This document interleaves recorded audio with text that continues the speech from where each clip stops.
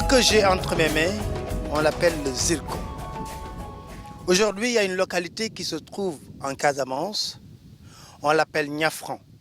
Et cette localité est connue maintenant à travers le monde à cause du zircon, qui est tellement convoité par beaucoup de sociétés, mais qui soulève également beaucoup de polémiques et beaucoup de problèmes, à tel point que les populations de Niafran sont aujourd'hui en train de se battre pour quand même qu'il y ait beaucoup plus de clarté dans la gestion de ce qui est très précieux. Parce qu'après le diamant, on parle beaucoup du zircon. Cette localité souffre à cause de ça. Quand vous regardez l'espace réel, vous voyez les régions côtières. Vous voyez aussi d'autres dégâts causés par l'exploitation du zircon. Nous allons vous proposer aujourd'hui un reportage, tout d'abord sur la localité de Niafran, les difficultés que cette localité est en train de vivre, mais également un autre reportage beaucoup plus poignant que nous allons vous proposer et qui va vous parler véritablement de ce désastre qui est en train de vivre la population de Niafran.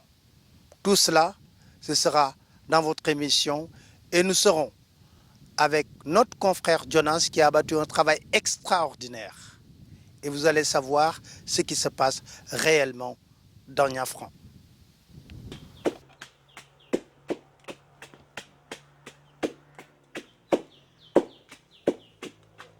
À l'image des femmes de Niafran, Pauline devra faire face à un dilemme: parcourir 3 kilomètres à moto pour se rendre à la maternité de Kabadjo ou bien accoucher à domicile.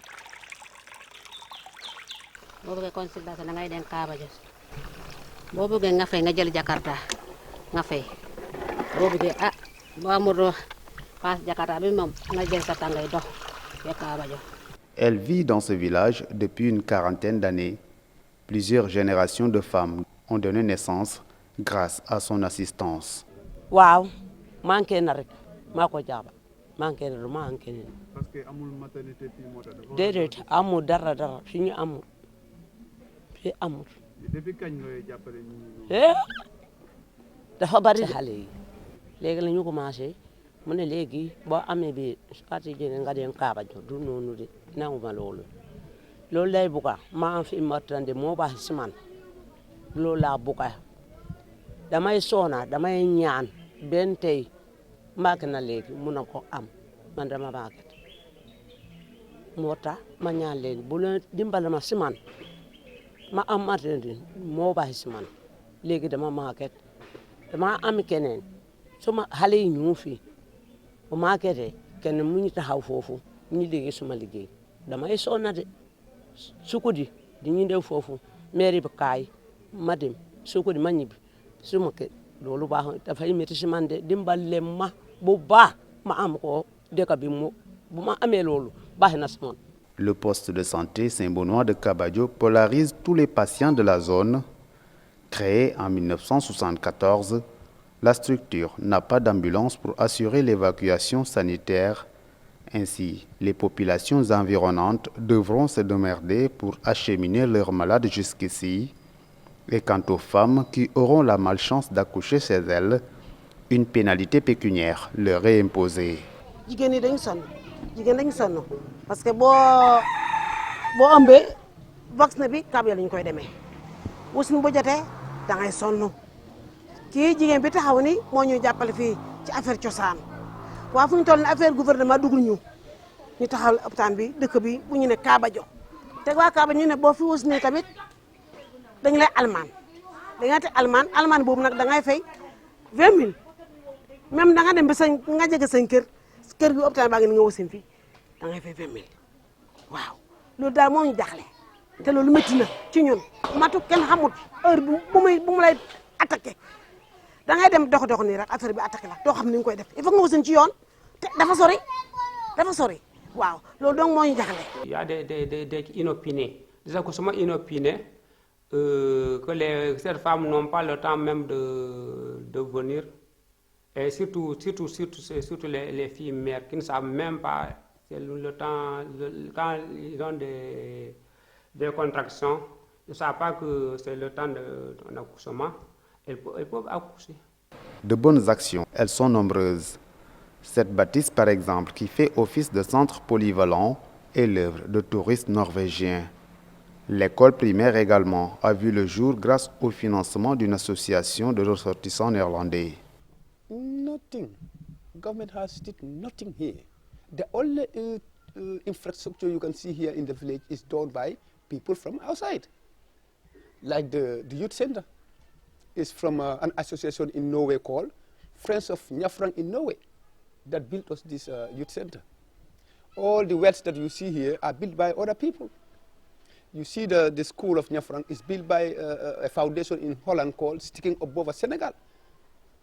The only infrastructure you can see here is the gravel road, that gravel road there that connects Njafrang and Kabajo. That's the only thing that the government has done here. L'école dispose certes de bâtiments flambant neufs, mais dépourvus de clôture. Conséquence, les élèves sont plus qu'exposés pendant les heures de récréation ou d'éducation physique. Effectivement, il y a des dangers. D'abord, la circulation. Il y a les motos Jakarta qui passent, les personnes qui passent aussi n'importe comment. Et ce qui est sûr, on est au village, même si bon, on peut être aussi le gendarme. Oui, parce qu'on est obligé aussi de collaborer avec la population, d'essayer quand même de leur faire comprendre certaines choses. Il y a aussi les animaux qui passent aussi, ainsi de suite. Donc la sécurité, là, vraiment, ça cause problème. Les édifices offerts par les touristes laissent apparaître un sentiment de laisser pour compte chez les villageois. Ceux-ci n'ont pas hésité de se tourner vers la Gambie pour y envoyer leurs malades, voire privilégier la monnaie, le dalasi, pour les échanges. Je vous l'avais dit tantôt, nous sommes là devant ce fromager sacré qui fait également office de place publique. Et quand on parle de place publique dans un village, c'est un lieu de rencontre. Alors, Jonas Bassen avait fait une enquête importante sur les difficultés vécues par ce village de Njafrang. Et là où on veut exploiter le zircon. Et vous l'avez remarqué, dans son reportage, le village manque de tout. Alors, Jonas, parlez-nous un peu. Quand vous avez passé quelques jours dans ce village, qu'est-ce que vous avez remarqué?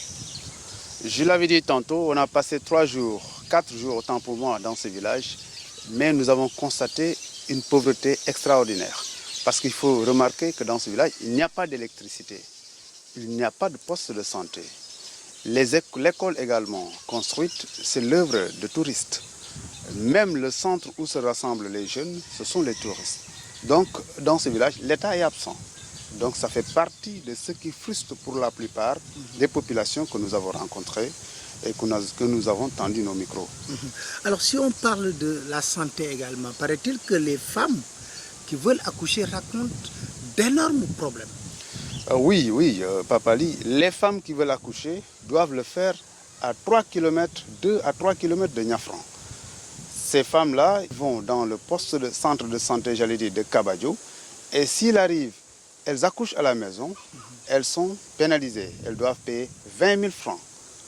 Sinon, elles ne seront pas prises en charge.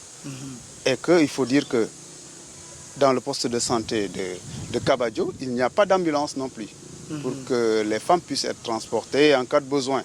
Donc c'est tout un tas de problèmes qui fait que les populations sont frustrées. Et quand vous les tendez le micro, ils vous disent que l'État nous oublie, nous ne nous sentons pas sénégalais. Et même s'il faut le dire, Njafrang est un territoire sénégalais. Donc, si je comprends bien, l'existence de Njafrang a été connue uniquement à cause de la volonté manifestée pour l'exploitation du zircon. Exactement, parce que essayer de, par exemple, faire un micro-trottoir qui connaît Njafrang, personne. Il a fallu qu'il y ait le zircon pour que les gens découvrent qu'il y a une zone qui s'appelle Njafrang. Et que pendant toute la crise, les gens vous disent qu'il n'y a jamais eu d'attaque dans ce village. L'armée même n'est jamais venue dans ce village. Les gens vous le disent. Et donc, toutes ces autorités, que ce soit militaires ou bien, je veux dire, ces investisseurs ont connu Niafran parce que le sous-sol de Niafran est riche en zircon. Donc, c'est à cause du zircon que Niafran est connu. Est-ce qu'il est arrivé que Arston, par exemple, puisse avoir des discussions avec ces villageois? Jusque-là, c'est le monsieur nommé Ibrahim Diaw, c'est lui que les villageois ont connu comme représentant de Astron. C'est lui-même qui a fait l'étude d'impact environnemental, c'est-à-dire l'étude qui devait permettre de démarrer l'exploitation, de voir s'il y a des dangers environnementaux. Bon, à part ce dernier, il n'y a pas eu une personnalité de Astron, à ma connaissance, qui est venue sur le terrain pour s'enquérir de la situation.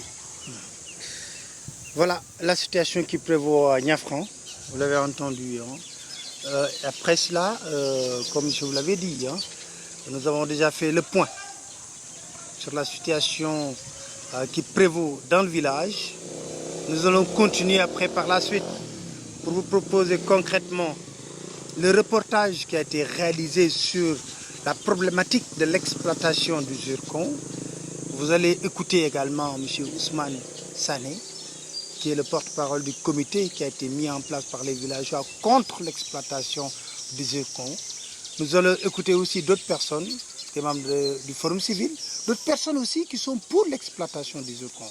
Tout cela, nous allons vous faire vivre la situation qui prévaut ici, dans ce village de Niafran, et qui est gros de risques.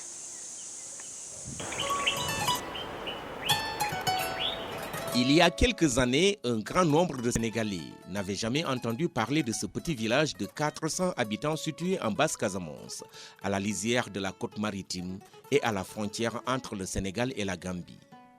Implanté dans la commune de Kataba 1, département de Bignona, Niafran, puisque c'est de ce village qu'il s'agit, est dépourvu d'infrastructures.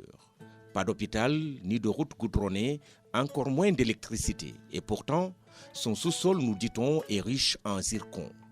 Une pierre semi-précieuse très convoitée, utilisée dans l'armement nucléaire, la médecine, la bijouterie et dans beaucoup d'autres secteurs. À Niafran, le zircon s'étend sur cette dune fossile de 6 km de long et 200 mètres de large. Elle fait l'objet de convoitises de la part d'une compagnie multinationale minière, Astron. Une entreprise sino-australienne basée en Chine, actuellement unique détenteur de la licence d'exploitation en Casamance. Cette multinationale fait face à un refus des autochtones à l'exploitation. Une situation qui plonge ce petit village qui n'a jamais connu d'instabilité dans un climat de conflit larvé. Comment les populations entendent-elles croiser le fer avec ce géant minier? Pourquoi Astron insiste-t-il à vouloir exploiter ce zircon? Quel risque pour la dynamique de paix actuelle dans cette région minée par plus de 3 décennies d'instabilité?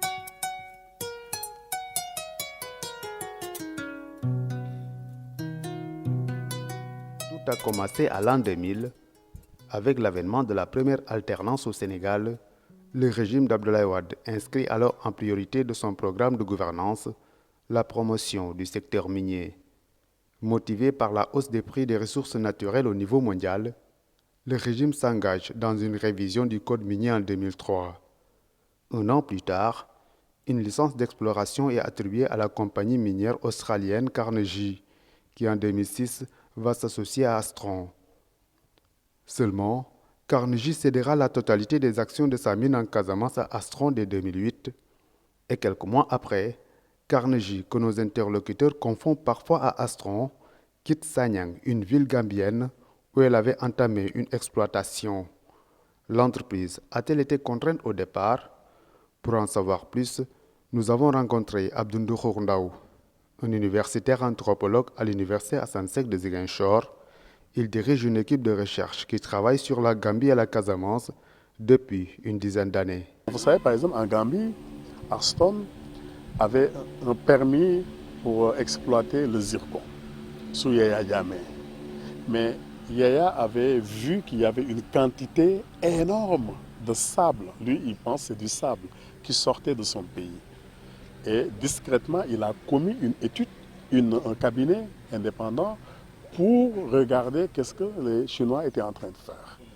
Et Yaya a vu que non seulement ces gens étaient en train d'exploiter le zircon, ça c'était un permis qui était normal, ce n'était pas le problème, mais, et ça c'est une de nos craintes, ils étaient aussi en train d'exploiter le limonite, le fer et d'autres minéraux.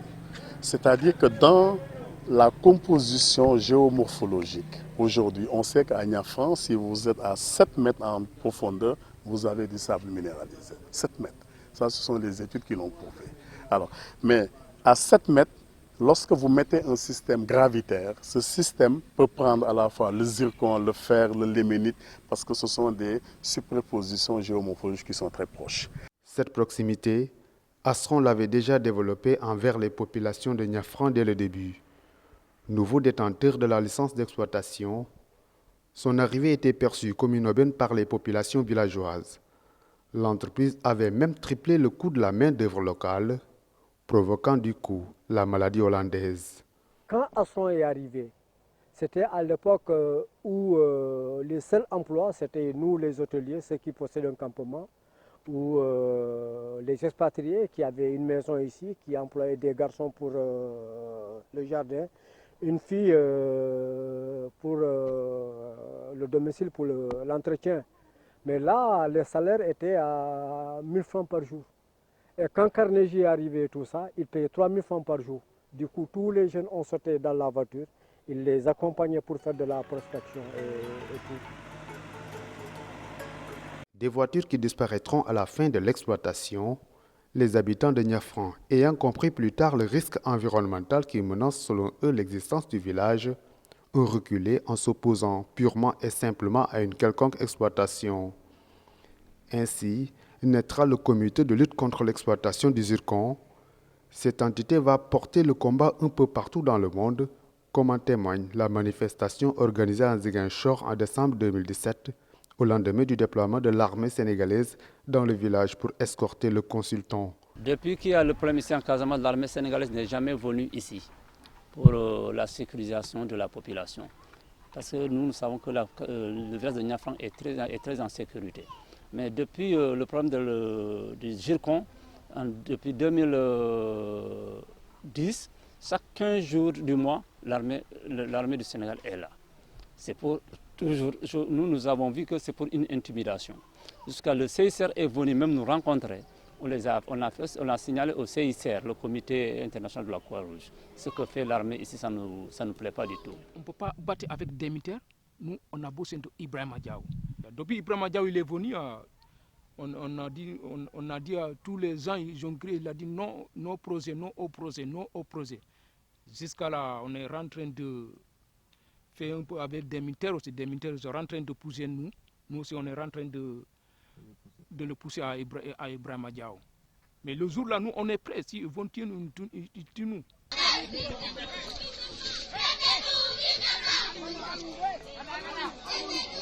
Et le lobbying va se poursuivre.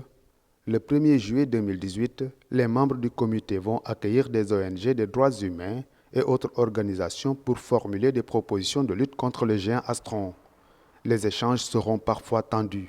La précision en tant que juriste, c'est juste de dire que la loi sénégalaise, la constitution sénégalaise permet à l'ensemble des citoyens sénégalais, de quelque origine qu'ils soient, sans distinction régionale ou autre, quand ils sentent leurs droits sont menacés, d'avoir la possibilité de faire un recours judiciaire. Pas de justice, c'est ici. C'est l'audience publique qu'on a délibérée. N'est-il pas une justice? N'est-il pas une audience? Alors là, je ne comprends pas pourquoi encore porter ce problème sur le plan juridique. Mais alors, pourquoi Astron insiste-t-il à vouloir exploiter ce zircon? Pour le comprendre, nous avons séjourné 4 jours dans le village de Niafran, où nous avons rencontré un Américain du nom de Jonathan Kaufman, défenseur des droits humains, invité par le comité de lutte pour réfléchir sur des stratégies à mettre en œuvre contre Astron. Son organisation a commandité une étude sur les états financiers de l'entreprise. Il y a une organisation alliée qui s'appelle Inclusive Development International qui ont maîtrisé très bien ces questions d'investissement et financement. Et bien, nous avons demandé à eux qu'il fasse cette enquête, cette recherche dans la chaîne d'investissement d'Astron par rapport à ce projet. Et ce sont principalement dans ces rapports qu'on a trouvé ces informations qui sont un peu cachées, mais ce n'est pas à dire qu'ils sont confidentiels. Selon les propos confirmés par le rapport annuel 2017 de la compagnie publié sur son site internet, le projet de la petite mine de Casamance doit permettre à Astron de retrouver sa bonne santé financière. C'est pourquoi l'entreprise va multiplier des gestes de générosité en sponsorisant le Casasport, équipe du championnat de football élite dans son volet social, pour un montant de 90 millions de francs CFA qui vont s'étaler sur 3 années. Astron cherche ainsi à recueillir un capital de sympathie auprès des nombreux fans du club, ce qui a surtout contribué à diviser les populations. Nous ne décidons pas en tout cas des dispositions ou des engagements politiques pris par nos États, et qui font qu'il y a des ramifications économiques, etc. Et qui font que, évidemment, tout va dépendre de la position de l'État sénégalais. Si l'État sénégalais décide de renoncer à tous ces actes posés et qui ont permis à Astron d'être au Sénégal, et dans ce cas-là, le Casasport renoncerait également à poursuivre le compagnonnage avec Astron. Mais si ce n'est pas le cas, et que donc qu'on permette au contraire à Astron de poursuivre ses activités, mais nous considérons Astron comme toute autre entreprise intervenant au Sénégal et même hors du Sénégal, et qui puisse apporter quelque chose au Casasport, notamment au plan financier. La division, c'est aussi dans les chaumiers des villages environnants. À Kabadjo, situé à 3 km de Niafran par exemple, la contradiction est profonde. Ici, le climat de méfiance entre villageois est énorme. Personne ne souhaite s'exprimer sur la question du zircon, mais nous avons trouvé une astuce pour contourner cette autocensure, en recueillant les avis de quelques jeunes mineurs venus chercher des huîtres dans le bolon de Niafran. Ces derniers ont dit tout haut ce qui se murmure. Est-ce que vous êtes pour ou contre l'exploitation du zircon? Oui, parce que moi je veux le développement de notre village. Parce que mes parents sont d'accord, c'est pour cela moi aussi je suis d'accord. Moi je ne suis pas d'accord. Et pourquoi? Nos parents ne sont pas d'accord, c'est pour cela nous aussi nous ne sommes pas d'accord. Selon le programme des Nations Unies pour l'environnement, au moins 40% des conflits internes ces 60 dernières années sont liés à l'exploitation des ressources naturelles. À Niafran, la principale cause du rejet demeure la destruction de l'écosystème et surtout la crainte de voir les puits déjà affectés par la montée du sel tarir. L'étude d'impact environnemental réalisée par la multinationale elle-même fait polémique entre acteurs de premier plan. Est-ce que ce qui se dit est vrai, que cela va détruire l'écosystème, la nappe phréatique, on n'aura plus d'eau potable, on aura une tendance à une acidification de l'eau, mais également sa salinisation? Tout cela n'est pas vrai? C'est très loin d'être la vérité, très très loin d'être la vérité. J'ai envie de poser une question. Pourquoi à Diogo on le fait, c'est possible, on exploite et on réhabilite? Pourquoi juste à quelques encablures du gisement de Niafran, du côté gambien, à Brufut, ça a été fait, exploité et réhabilité avec les mêmes conditions géomorphologiques, la même compagnie, les mêmes techniques, et celui qui veut le constater peut se rendre, c'est juste à quelques centaines de mètres du gisement de Niafarang. Pourquoi ça a été fait, et très bien fait, et à Niafarang, ça devrait soulever tous ces problèmes que vous venez de citer. Oui, il vous a parlé de Brufut. Oui. Mais quand vous parlez de Sagnan, quand vous allez à Sagnan, ils ont installé là-bas désespoir et désolation. Parce que rien n'a été respecté du point de vue des engagements pris au départ dans leur document. Il a juste pris ce qu'il a. C'est pourquoi je dis, c'est le conflit d'intérêts. Pensez-vous que lui, il a intérêt à vous dire que ça ne marche pas? C'est une question même de bon sens. Il est juge et parti. C'est lui qui représente la compagnie et c'est lui qui a fait l'étude d'impact. Une autre affaire qui n'est pas des moins troublantes demeure la question des aires marines protégées. La zone d'exploitation est en effet parmi les 5 périmètres réservés pour la protection des mammifères marins par le décret 2004-1408 du 4 novembre 2004. Paradoxe, 26 novembre 2004, Carnegie a obtenu par arrêté ministériel numéro 10-455 une licence de cette même aire marine protégée. C'est même l'État qui a envoyé l'aire marine protégée pour dire à la population il ne faut pas que vous y alliez pour extraire le sable parce que c'est dangereux pour l'avancée de la mer. Et eux, ils veulent l'écraser à leur tour. C'est pas censé. On ne peut pas dire une chose et son contraire. La Convention sur la diversité biologique vise à atteindre 10% en 2020, c'est-à-dire à 1 an du prochain congrès sur les aires marines protégées, lequel veut abriter le Sénégal, selon Racine Kane, chef de mission de l'Union internationale pour la conservation de la nature, une organisation non gouvernementale basée en Suisse. Nous avons voulu le rencontrer pour en savoir plus sur la candidature du Sénégal, qui visiblement est contradictoire à ses engagements internationaux, mais sans succès.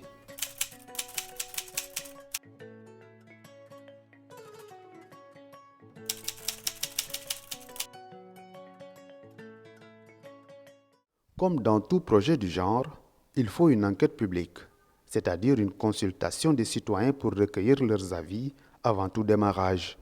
Mais là, ce sont les populations de Kabadio qui sont saisies, plutôt que celles de Niafran qui abrite le site d'exploitation. Kabadio dit que les terres sur lesquelles ce projet devrait intervenir, le zircon devrait être exploité, notamment Niafran, appartient à leurs ancêtres et donc dans leur périmètre.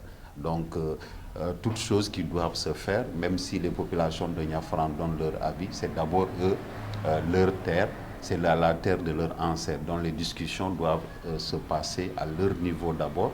Donc, c'est des problèmes parmi lesquels le foncier qui ont été cités parmi les éléments déclencheurs ou déterminants, en tout cas, de ce blocus que nous constatons. Autre chose, certains opposants du projet ont relevé des cas d'abus de confiance au cours de l'enquête publique. Donc à partir de 2016, le gouvernement a essayé d'initier maintenant une enquête publique. Il semblerait que ça s'est fait sous fond de corruption, mais le jour de la restitution, l'enquêteur a reconnu qu'il y avait quand même des cas d'achat de conscience. Nous allons chercher à en savoir plus en contactant le responsable de l'enquête, un certain Ibrahima Sagna. Suite à son refus de nous recevoir, nous avons enregistré notre discussion sans son autorisation. Allô, bonjour. Allô? Oui, bonjour. Bonjour. Je suis bien avec M. Ibrahima Sagna, serre de Djoulou. Oui. À qui j'ai l'honneur? C'est Jonas Bassen, je suis journaliste indépendant. Je travaille sur le zircon et que nous menons une investigation sur ce projet-là. En fait, c'est vous qui menez l'enquête publique? Bon, ça fait 2 ans de cela, c'est pas aujourd'hui. Oui, d'accord, mais nous voudrions avoir une interview. Actuellement, c'est pas moi. Oui, 2 ans de cela, c'est vous qui menez l'enquête. Est-ce que vous pouvez nous accorder une interview sur l'enquête? Parce qu'il paraît qu'il y a eu des cas d'achat de conscience. Bon, mais maintenant, ce que je voudrais, oui, c'est un travail qui m'a été demandé par M. Sikere et je l'ai remis. J'ai remis ça au gouverneur. Adressez-vous au niveau du gouverneur, là. C'est mieux, quoi. Mais vous ne pouvez pas répondre à nos questions parce que non, je ne suis pas autorisé à le faire. Mais est-ce que vous pouvez confirmer qu'il y a eu des cas d'achat de conscience? Mais, monsieur, j'ai dit que, permettez-moi, que j'ai reçu des trucs, je ne peux pas répondre à aucune des questions. Ok. D'accord, merci. Ok, merci, ok. De cette polémique apparaîtra un troisième protagoniste, le mouvement des forces démocratiques de Casamance, un groupe irrédentiste qui lutte pour l'autonomie de la région depuis plus de 3 décennies. Dans une déclaration adressée à la presse, un des leaders de l'aile dure du mouvement menace de reprendre des armes pour s'opposer à toute exploitation. L'exploitation du zircon à Niafran va représenter, comment ça se dit, du volcan, la crash du volcan, c'est-à-dire la reprise du feu. Ça c'est clair. Plusieurs fois nous avons convenu avec le Sénégal de ne rien toucher et d'attendre le règlement d'abord du conflit.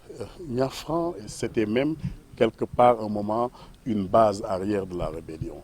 Et moi, je ne sais pas que je dis que ce que la rébellion dit, c'est ce qu'il faut faire.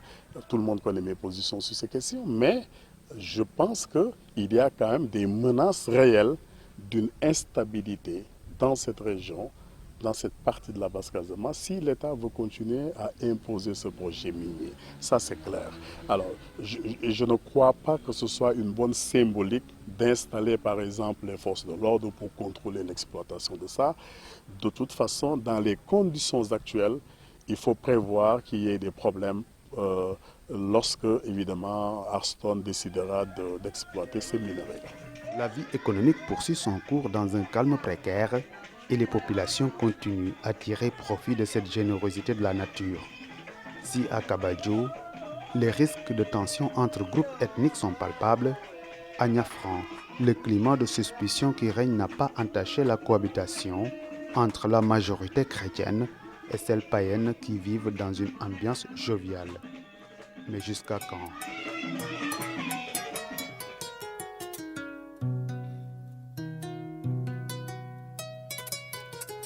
Je vous parlais tantôt d'un excellent reportage qui a été réalisé par mon confrère Jonas Bassen sur la situation du zircon ici à Niafran.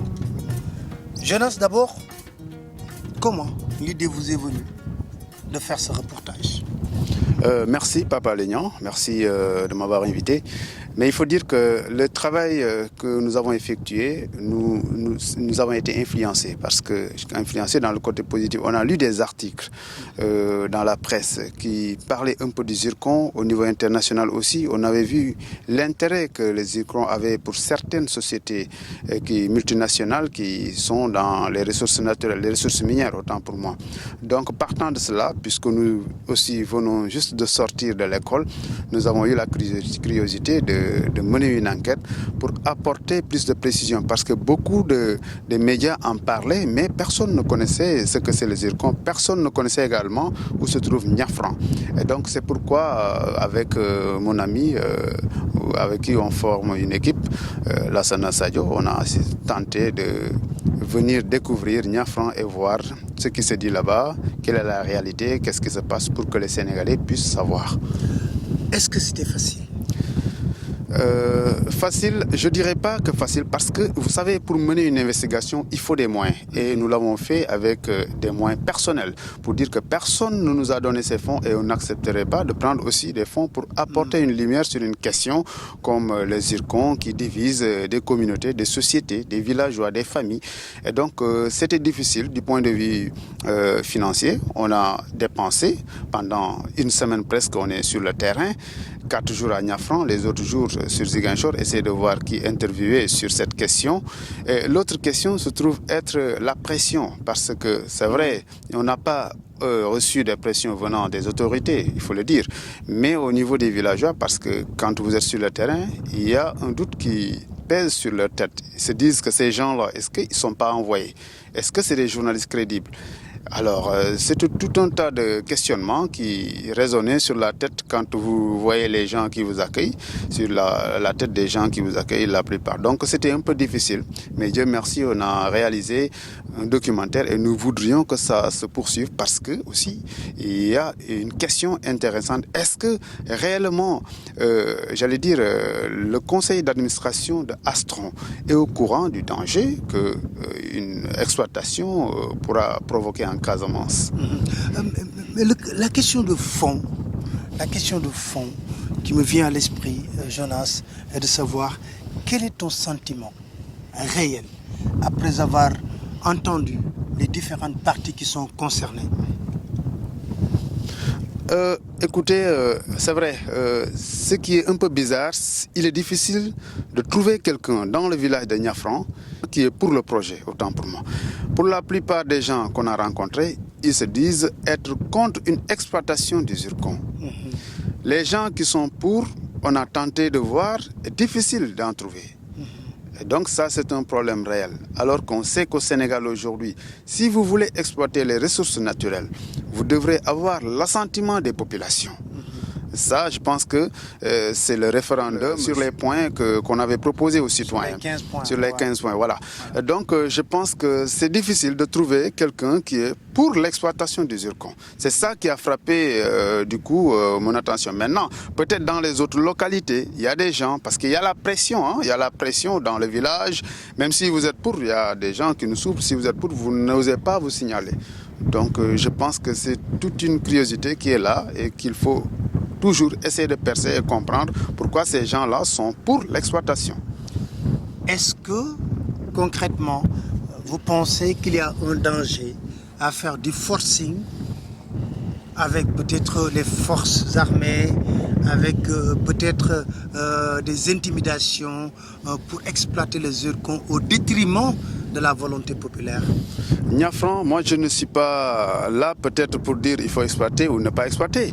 Mais ce qu'il faut comprendre, c'est qu'aussi on est dans une zone sensible.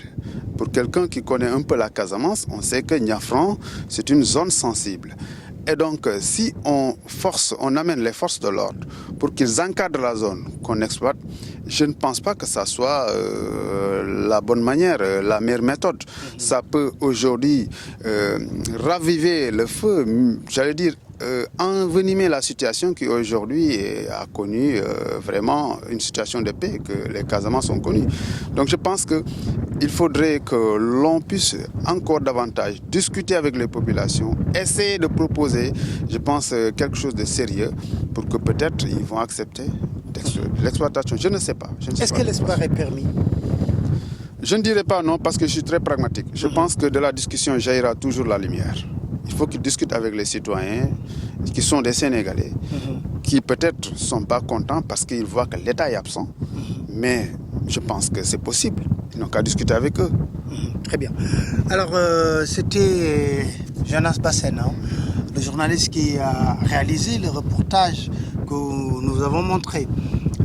Après Jonas Bassène, nous aurons Ousmane Sané, qui est le porte-parole du comité qui a été mis en place ici à Niafran pour continuer de discuter de ce problème qui est lancinant. Mais je rappelle toujours que les multinationales ont une certaine force. Et cette force, c'est de pouvoir utiliser toujours la manipulation pour arriver à leur fin. Mais nous sommes dans une zone sensible. Ça revient toujours dans les discours. Et qu'on gagnerait quand même à discuter avec les habitants de Niafran, les habitants des localités qui sont concernés par ce problème, pour qu'on essaie de trouver la bonne solution.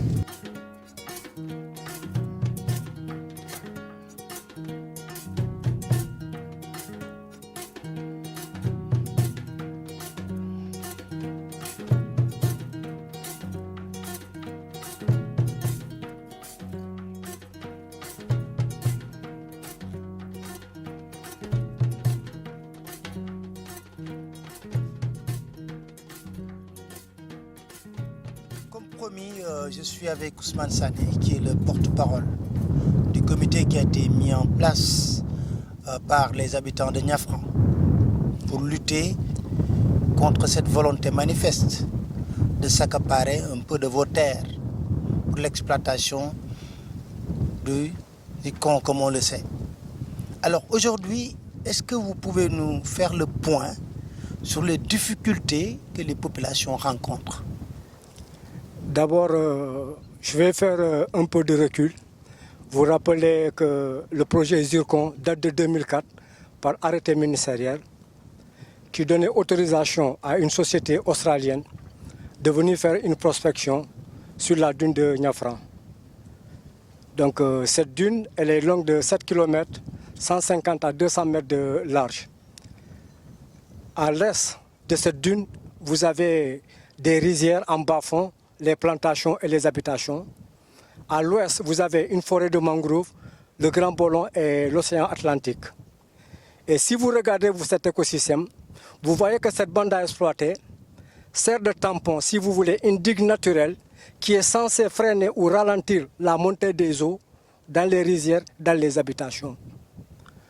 Pour des villageois qui sont novices, qui ne peuvent pas donner des arguments scientifiques ni techniques, le seul constat qu'ils ont depuis des décennies, ils savent que cette montagne de sable, une fois rasée, ça va précipiter l'eau dans les rizières, dans les habitations. Donc à partir de là, ils ont trouvé nécessaire de créer un comité local pour la défense de cet environnement. C'est ainsi qu'ils ont essayé de fédérer 3 communes, la commune de Kafountine, la commune de Djouloulou et la commune de Kataba 1, soit 44 villages. Dans ce comité, tous les chefs de village sont membres de droit et les présidents de jeunesse.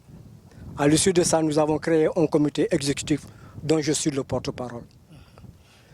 Donc, en 2011, il y a eu une première audience pour demander l'avis de la population.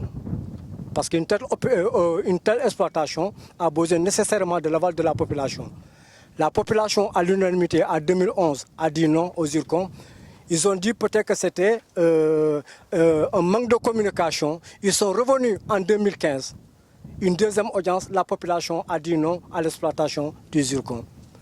Il a fallu attendre jusqu'en 2016 pour qu'une notification de la gouvernance demande à un administrateur de Djouloulou de venir mener des enquêtes publiques au niveau de certains villages de la zone.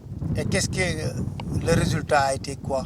Le résultat est que le jour de la restitution au niveau de la gouvernance, l'enquêteur a reconnu publiquement à la gouvernance qu'il a fait une enquête, que les avis étaient partagés, mais que la majeure partie de ceux qui avaient donné leur accord l'ont fait sous l'influence de la corruption. Il a reconnu qu'il y a eu des cas d'achat de conscience au niveau de Kabadjo. Alors, est-ce que vous pouvez nous dire concrètement qu'est-ce qui a été détruit depuis qu'on a voulu essayer d'exploiter ces zircons? Ce qui a été détruit, c'est que là où nous en sommes, vous voyez très bien que c'est des ruines. Là, c'était un des sites les plus beaux de la Casamance. C'était un hôtel qui appartient à un expatrié. Là, c'était le restaurant. Vous avez, après le restaurant, 2 rangées de filao. Après ces 2 rangées, vous avez la plage à 200 mètres. Ça, c'était vers les années 90. Dans les 10 dernières années, la mer a fait un bond. Le restaurant est en ruine. Le seul rempart, c'est la forêt de mangrove et la dune. Si nous acceptons cette exploitation du zircon, le réchauffement climatique, la montée des eaux, certes, c'est un phénomène naturel. En ce moment, il est plus intéressant de faire des digues pour freiner l'avancée de la mer que de détruire la dune pour précipiter l'avancée de l'eau dans les rizières, dans les habitations. C'est pourquoi la population s'est diamétralement opposée à une telle exploitation. Aujourd'hui, vous connaissez aussi la force des multinationales. Est-ce que vous pensez pouvoir toujours résister à cela? Écoutez, depuis 2004, nous sommes en train de résister. La Casamance a une histoire. Certes, les multinationales ils sont puissants. Nous savons qu'ils ont essayé avec nos gouvernants qui, à travers des arrêtés et des décrets, ont essayé d'imposer leur volonté à la population. Mais la résistance populaire, la résistance locale, elle est là. Ils ont même essayé avec des militaires, avec un char. La population s'est couchée sur la terre, a demandé à l'armée de marcher sur les corps pour accéder sur la dune. C'est dire que quand même, il y a une détermination au niveau de la population. Paraît-il que depuis qu'on en parle de l'existence des zircons, il y a toujours la présence des forces armées ici dans cette zone? Mais écoutez, les forces armées, il n'y a pas que les forces armées. Il y a aussi le mouvement des forces démocratiques de Casamance qui fait souvent une patrouille au niveau de la zone. C'est ça. Les gens ne pensent pas trop au volet sécuritaire quand même de cette exploitation. Il y a les risques environnementaux, mais il y a aussi le risque d'une recrudescence du conflit armé en Casamance. Non seulement les 5 factions, malgré leur division, sont totalement opposées à cette exploitation. Aussi, il y a l'armée qui fait des patrouilles comme si c'était pour intimider la population. Et par rapport à ça, que ça soit ces patrouilles, que ça soit du côté du gouvernement, la population a toujours maintenu son opposition par rapport à cette exploitation. Mais au-delà, on a vu que Niafran n'est pas une localité qui est pourvue, par exemple, de beaucoup d'institutions de maternité, d'écoles. Est-ce que ce ne serait pas bien de réfléchir sur comment la compagnie pourrait accompagner la localité? Écoutez, nous avons quand même réfléchi par rapport à l'avenir de notre village. Nous avons essayé d'approcher nos compatriotes et au-delà du comité, nous avons créé un cadre de réflexion. Nous avons discuté sur les risques éventuels d'une telle exploitation. Nous sommes maintenant dans une dynamique d'alternative par rapport à l'exploitation du zircon. Le zircon, c'est pour 5 ans, 10%. Pour qui? Pour l'État du Sénégal. Mais les retombées sur la population locale sont infimes. Ce que nous pouvons gagner en apiculture, ce que nous pouvons gagner avec la pêche, ce que nous pouvons gagner avec le tourisme, ce que nous pouvons gagner avec les fruits sauvages sont beaucoup plus importants que ce que Arson peut nous offrir. La preuve, tout ce que nous avons comme acquis, que ce soit l'école, que ce soit le foyer des jeunes, l'administration elle est absente, on n'a pas de route. Ce sont nos amis expatriés qui sont basés sur place ou qui viennent pour le tourisme, qui nous ont offert l'école, qui nous ont offert un poste de santé, qui nous ont donné le foyer des zones. L'État n'a rien fait dans ce village. Donc c'est pourquoi par rapport à cette exploitation, malgré les promesses qu'ils font, c'est-à-dire la route, c'est pour faire passer les engins, le forage, c'est pour traiter le zircon, et le poste de santé, c'est pour traiter les gens qui vont... Quels sont l'état de vos relations avec Alstom? Est-ce que vous arrivez de discuter avec les hauts dirigeants de Alstom par rapport à ce problème? Nous avons discuté avec les hauts dirigeants de Alstom.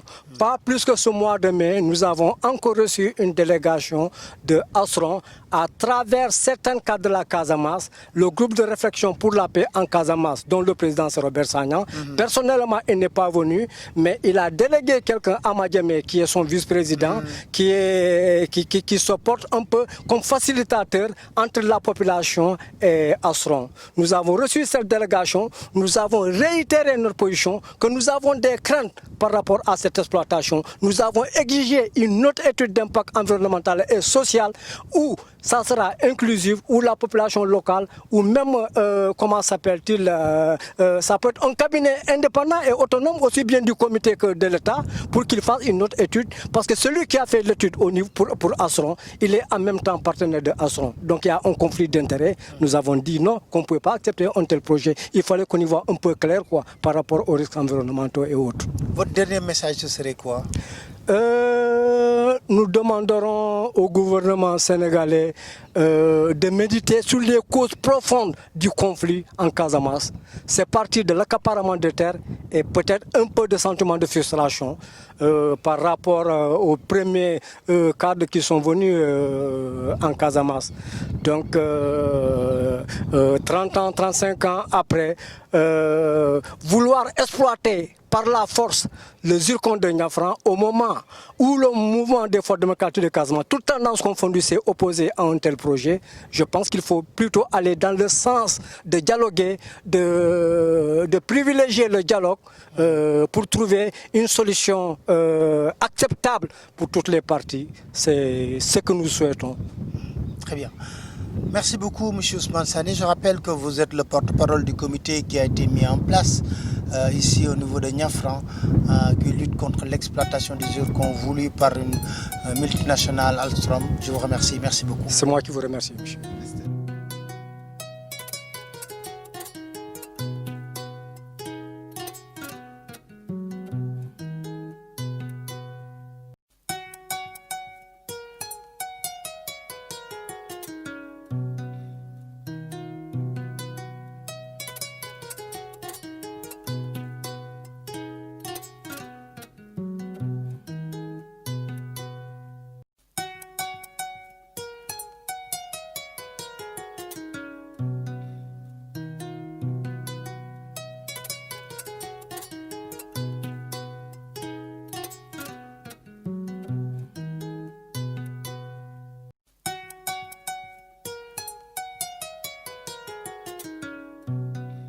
Voilà, comme on vous l'avait dit, on va essayer de voir toutes les personnes qui sont liées à ce projet d'exploitation du zircon.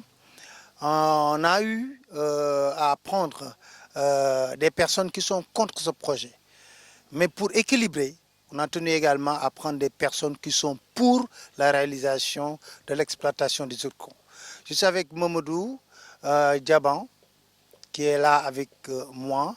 Et on va parler, parce que lui, il est partisan du oui pour l'exploitation du zircon. Alors, dis-moi, d'abord, pourquoi vous êtes d'accord pour l'exploitation au niveau de Niafran de ce zircon? Merci, Papa Ale. Je remercie le bon Dieu d'avoir m'avoir permis de parler de ce programme qui est le zircon, qui a duré dans notre zone. Ce programme-là, depuis 2004, les gens en parlent. Moi, je suis le coordinateur du camp qui est favorable à l'exploitation du zircon dans la zone de Kabadjo.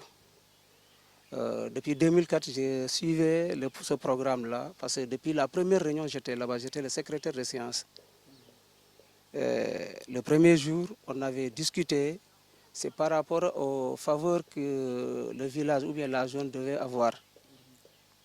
Et en son temps, on ne parlait même pas de danger ni d'un autre mouvement qui devait s'accaparer de ce zircon. De 2004 jusqu'en 2009, on discutait avec nos partenaires. Astrom.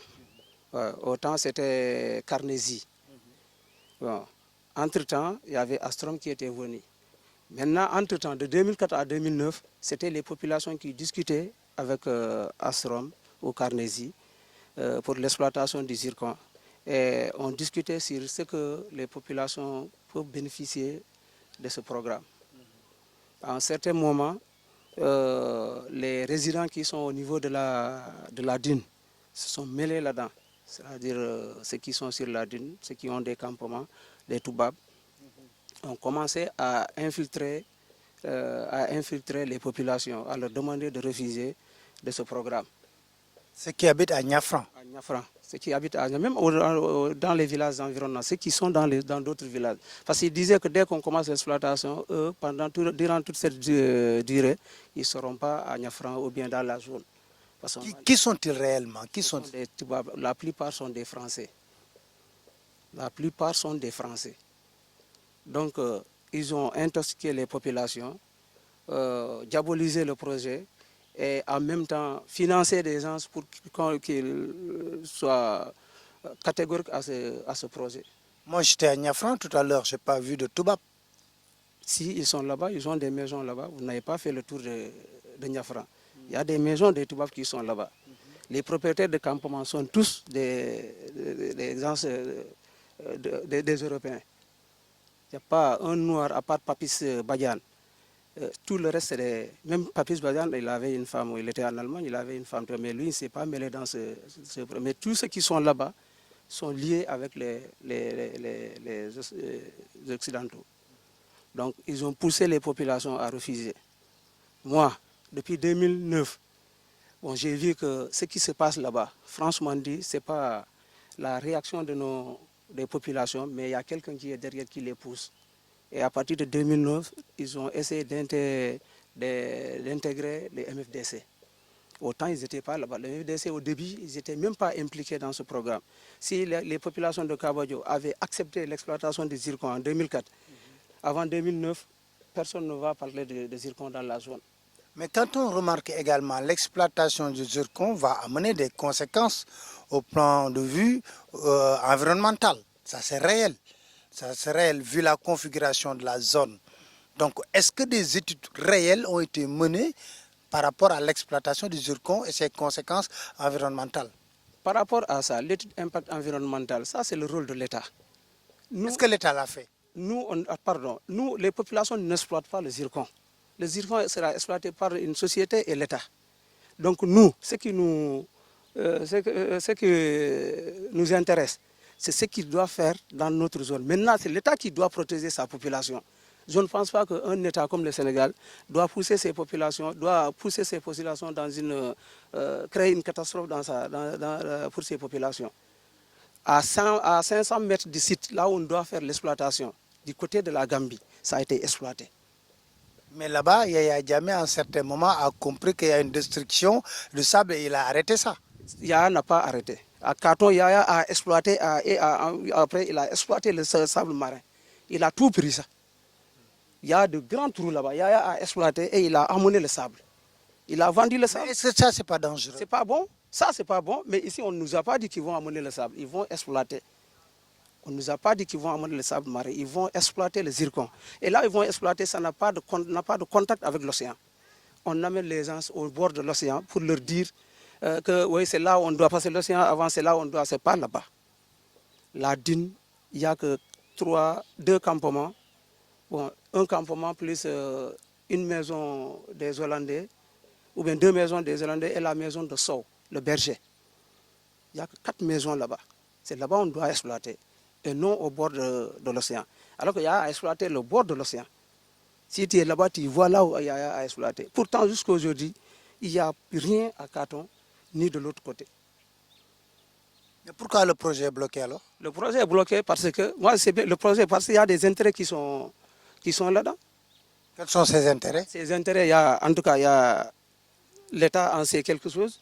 Les Occidentaux sont là-bas, je ne sais pas. Maintenant, l'autre problème, c'est parce que le MFDC s'est mêlé là-dedans. Mais quand on regarde la localité comme Niafran, est dépourvue de moyens, il n'y a pas d'école, il n'y a rien, absolument rien. Est-ce qu'on peut exploiter le zircon en laissant comme tel un village? Non, c'est par rapport à ça. Avant l'exploitation, il y avait un mémorandum qui a été déjà établi. Avant l'exploitation, pendant l'exploitation et après l'exploitation. Pour l'intérêt des villages, pour le développement des villages, ça a été bel et bien écrit par les populations, signé par le maire et signé par la compagnie. Le maire de la localité a déjà mis son cachet par rapport au mémorandum que les populations ont mis sur place. Dans ce mémorandum, on n'a parlé que de l'intérêt de la zone, des populations et des Casacés. Maintenant, le reste, ça c'est le problème de l'État et la compagnie. Mais on parle de conflit d'intérêt entre celui qui a réalisé l'étude environnementale et la société qui doit exploiter le zircon.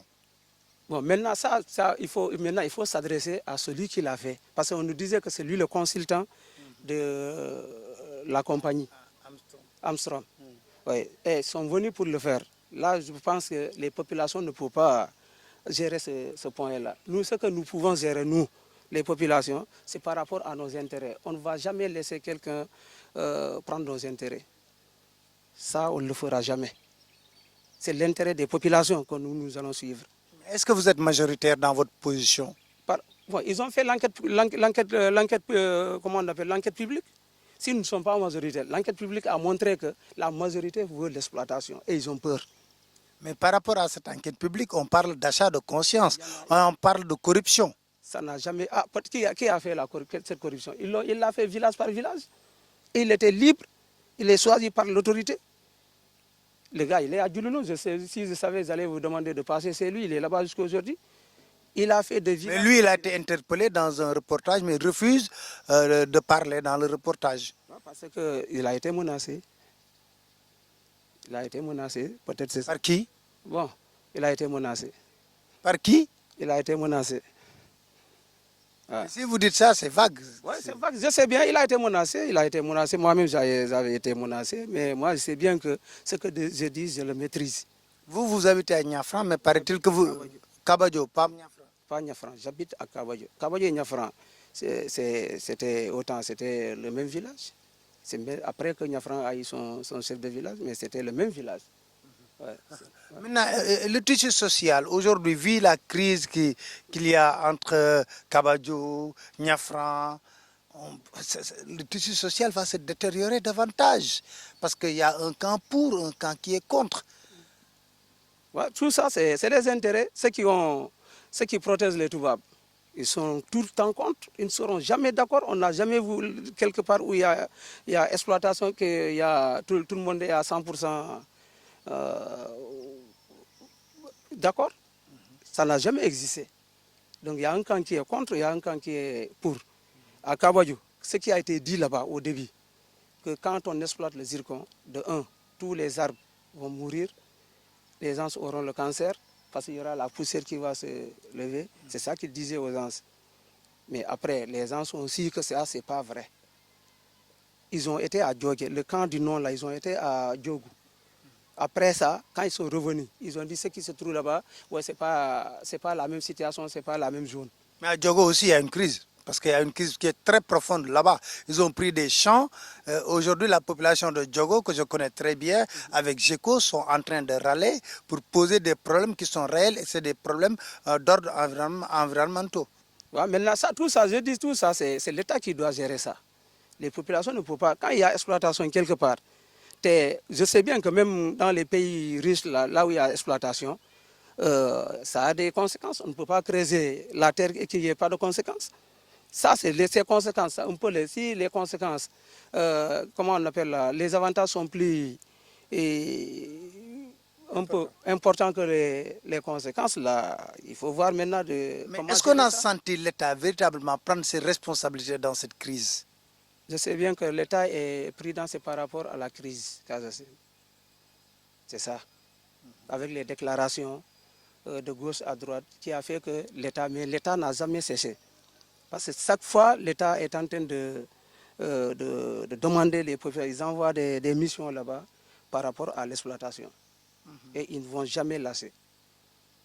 Et vous croyez qu'on va exploiter? Bon, nous, en tout cas, s'il y a le développement de notre localité et qu'il y ait le bonheur de tout le monde, surtout tout le Sénégal, moi je souhaite qu'on l'exploite. Parce que tant qu'on n'exploite pas aussi, nous, notre zone ne sera jamais développée. Déjà, il y a l'arrêté sur la dune pour des constructions et autres. Depuis 2004, personne ne peut construire une maison sur la dune. Personne ne peut rien, on ne peut rien développer dans notre secteur là-bas. Parce qu'il y a l'arrêté. Les gens ne viennent pas, les gens n'investissent pas. Tant qu'on n'exploite pas... Mais c'est des zones maritimes protégées. Oui, il y a une zone qui est protégée. Comment une zone maritime protégée peut faire l'objet d'exploitation? Cette zone-là n'est pas touchée par l'exploitation. Encore, je reviens sur ça. Là où on vous a montré, ce n'est pas là-bas où on doit exploiter. Ces missions-là, ces rencontres-là, nous, on leur a tout le temps demandé qu'on s'assoive et qu'on dise la vérité. Et on fait une mission ensemble, claire. On va ensemble, on va vous montrer là où ils doivent exploiter, là où on ne doit pas exploiter. Là où on vous a amené, ce n'est pas là-bas où on doit exploiter. L'exploitation, c'est la dune que vous montez sur la dune, c'est à peu près à 50 à 70 mètres. C'est cette dune-là qui sera exploitée et non là où on vous a amené. Alors, dites-nous, votre dernier message serait quoi?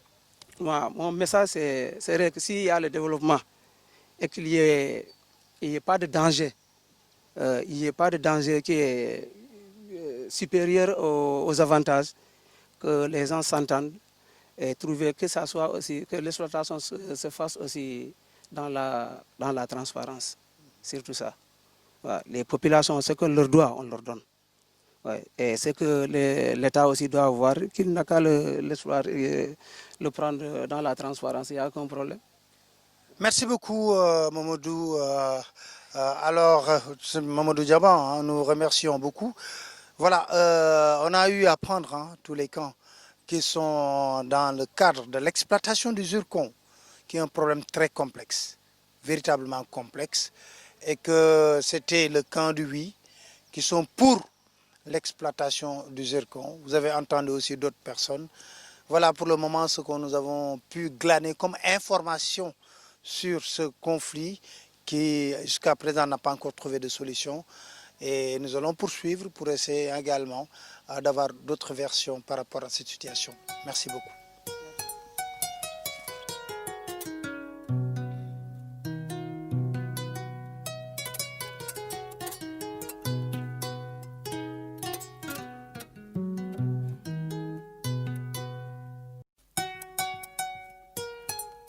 Voilà, nous sommes avec Abdoulaye Diallo, qui est le représentant du Forum civil. Abdoulaye, vous avez suivi un peu les discussions autour de l'exploitation du zircon à Niafran entre ceux qui sont pour l'exploitation et ceux qui sont contre. En tant que membre de la société civile, quel est votre sentiment sur cette question? Mon sentiment sur cette question, c'est le sentiment de tous les membres de la section Forum civil de Bignona, et qu'il y a beaucoup de choses qui devaient être faites dans le cadre de cette problématique liée aux zircons qui n'ont pas été faites. Nous avons eu à dérouler un programme de renforcement de capacité des populations de la zone sur des thèmes liés à l'étude d'impact environnemental. Le tollé que cette formation a créé auprès des gens qui étaient les porteurs du projet d'exploitation du zircon nous a donné raison sur le fait qu'il y avait effectivement des choses qui ont été faites dans le cadre de ce projet d'exploitation du zircon qui n'était pas en phase avec les lois en vigueur dans ce pays. Et c'est ça en réalité qui a amené les populations à se braquer et à dire que au-delà du désastre écologique que les populations ont soulevé, il y avait des choses qui n'étaient pas très claires sur cette question qui les avait amenés véritablement à s'opposer à ce projet d'exploitation du zircon. Mais quelles sont les lois qui sont en vigueur dans notre pays qui ne sont pas conformes à cette volonté d'exploiter le zircon? En fait, c'est pas que c'est les lois qui ne sont pas conformes. C'est beaucoup plus ce qui a été fait dans le cadre de l'étude d'impact environnemental. Les populations n'ont jamais été associées à cette étude d'impact environnemental. Les populations ont décrié l'étude d'impact environnemental parce que, disent-elles, quand on les a appelés en audience publique pour valider le dossier d'étude d'impact environnemental, ils n'ont pas compris que 25 minutes puissent être utilisées pour expliquer un document de plus de 400 pages. Et de plus, quand ils se sont procurés ce document-là, les populations, parce que certains parmi elles avaient le document, quand ils se sont procurés le document-là, ils ont vu juste un exemple des salles de classe en abri provisoire quand on part sur la partie de la responsabilité sociétale de l'entreprise. Elles avaient vu des salles de classe en abri provisoire, alors que dans la réalité du terrain, que ce soit à Niafran comme à Kabadjo, il n'y a pas de classe en abri provisoire dans ces écoles élémentaires-là. C'est d'abord un des éléments qui les avait amenés à comprendre qu'il y avait quelque chose qui n'était pas clair dans le travail qui a été fait. Ils n'ont pas été associés au travail. 2, il a fallu qu'ils fassent un bras de fer pour que des audiences publiques soient organisées pour leur présenter en réalité ce qui devait se faire. Ça démontre le déficit d'encouragement de la participation citoyenne dans la gestion des affaires publiques. Parce que les ressources naturelles appartiennent à tout le peuple sénégalais. Donc si on doit exploiter ces ressources-là, en amont comme en aval, les populations doivent être associées, en leur expliquant le bien fondé d'exploiter cette ressource-là, mais aussi de discuter avec eux pour qu'eux aussi, ils puissent poser les doléances qui puissent permettre à l'entreprise ou aux entreprises qui doivent exploiter de pouvoir gérer leur part de responsabilité sociétale dans le cadre de ce projet d'exploitation.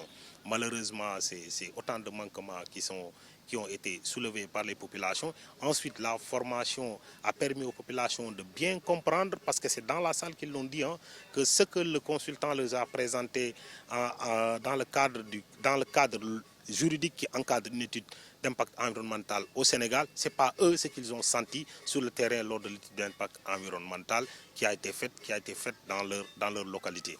Moi, je pense que ça a permis aux populations de comprendre qu'il y avait des choses qui ont été faites qui n'étaient pas en phase avec les lois et règlements en vigueur dans notre pays, surtout encadrant l'étude d'impact environnemental. C'est d'ailleurs ça qui les a amenés à un moment, après les formations, ils avaient eu les moyens de faire une contestation argumentée. Et cette nouvelle contestation argumentée, ils l'ont prouvé dans les différents mémorandums qu'ils ont envoyés au président de la République après, où ils ont listé tous les manquements d'une étude d'impact environnemental. J'avoue que quand j'ai eu ces mémorandums-là, je me suis dit que peut-être qu'ils ont été aidés par un expert dans le cadre de l'étude d'impact environnemental, parce qu'ils avaient soulevé énormément de manquements. Alors aujourd'hui, est-ce qu'il y a une possibilité de solution par rapport à ça, ou bien il faut revenir à zéro et repartir sur de nouvelles bases? Les populations, ce qu'ils disent, à la différence de ce que beaucoup de gens sont en train de dire sur la problématique du zircon, les populations de la zone, nous, on les a fréquentées dans le cadre de notre programme, on a échangé avec eux. Pour eux, l'étude d'impact environnemental a été faite par la personne qui était promoteur du projet. Il y a un conflit d'intérêts qui montre que vous ne pouvez pas être juge et partie. 2. La population a demandé depuis le début de leur contestation une étude d'impact environnemental faite par un cabinet totalement neutre. Depuis ce temps-là, que ce soit du côté de l'État comme du côté de l'entreprise, personne n'a daigné essayer d'apporter une réponse à ça. Et c'est malheureux de le dire, des moyens de manipulation ont été utilisés pour chercher à contourner ce refus-là des populations avec des déclarations de... Nous avons été accusés d'être en collusion avec une puissance étrangère pour déstabiliser la zone. Ça démontre les manipulations qui ont été mises en branle pour chercher à contourner cette volonté des populations de dire non à ce projet d'exploitation du zircon. Alors votre dernier mot aujourd'hui, ou un dernier message que vous devrez lancer aujourd'hui, de part et d'autre, Alstom, comme la population de Niafran et les autres populations qui sont concernées serait quoi? Ce serait comme nous l'avons tout le temps dit, c'est une communauté qui a longtemps vécu ensemble. Il ne faut pas que ce projet d'exploitation du zircon-là déchire le tissu social de cette communauté. Les ressources naturelles appartiennent à tout le peuple, mais aussi à l'endroit de l'État. Quand les populations mettent à nu des manquements aussi graves que, par exemple, le seul fait du conflit d'intérêts, je pense que la position de l'État devait être de rester du côté des populations, parce que c'est le rôle de l'État de protéger les populations, de veiller à leur sécurité, parce qu'ici, il est question beaucoup plus de sécurité que de ressources naturelles. De demander à l'État de prendre en compte les réclamations des populations, c'est-à-dire d'aller vers un cabinet neutre. Il y a énormément de cabinets neutres dirigés par des Sénégalais qui ont les compétences pour faire une étude d'impact environnemental normale. Il y a énormément de cabinets étrangers qui ont les compétences pour faire ça. Je pense que c'est d'appeler véritablement l'État à prendre en compte cet appel des populations qui est de faire appel à véritablement un cabinet neutre pour faire une étude d'impact environnemental qui respectera, qui sortira les réels dangers qui peuvent surgir de cette exploitation des zircons, ou bien qui va prouver à la population qu'en réalité, elle pense qu'il y a danger pour l'exploitation de ces zircons-là, mais qu'en réalité, il n'y a pas de danger. Mais l'essentiel, c'est que l'État doit se ranger du côté des populations et faire en sorte qu'il y ait un cabinet réellement neutre pour faire ce travail-là, afin que la paix puisse véritablement régner dans cette zone-là, et que le tissu social, que des organisations telles que la section Forum Civil de Bignona a travaillé à recoudre, puisse enfin se terminer dans la paix. M. Abdoulaye Diallo, je vous remercie. Je rappelle que vous êtes le représentant de Forum Civil, qui est une organisation qu'on connaît très bien, qui s'active toujours à côté des populations pour la prise en charge de leurs propres revendications. Je vous remercie bien.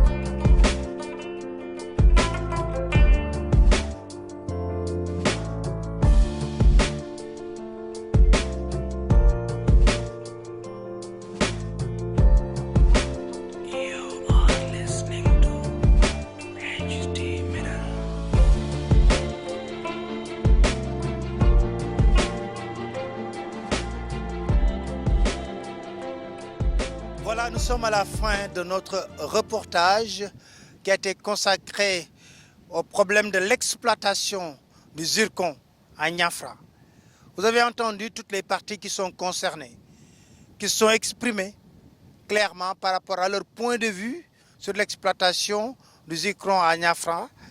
Mais toujours est-il que la population cherche une seule chose, une véritable discussion franche, honnête, entre les compagnies qui veulent exploiter le zircon. On connaît déjà les problèmes du zircon dans une localité comme Diogo, avec Géco. Et on sait très bien que nous sommes dans une zone qui est très sensible, la zone casamançaise. Déjà, le tissu social est en train de s'effriter dans cette localité. Niafra manque de tout. Vous l'avez vu dans vos reportages. Donc, l'État doit prendre ses responsabilités, de même qu'Armstrong qui doit exploiter le zircon. J'ai eu ce plaisir de venir ici en Casamance, réaliser ce reportage en compagnie d'un jeune confrère, Jonas Bassen, mais également de notre caméraman Lassana Sadio. Et que nous allons poursuivre l'aventure. Parce que l'objectif que nous voulons, c'est de permettre aux Sénégalais de vivre réellement les préoccupations des Sénégalais dans leur localité. Donc, nous vous donnons rendez-vous très prochainement dans un autre reportage sur d'autres problèmes qui concernent véritablement la vie des Sénégalais. À très bientôt.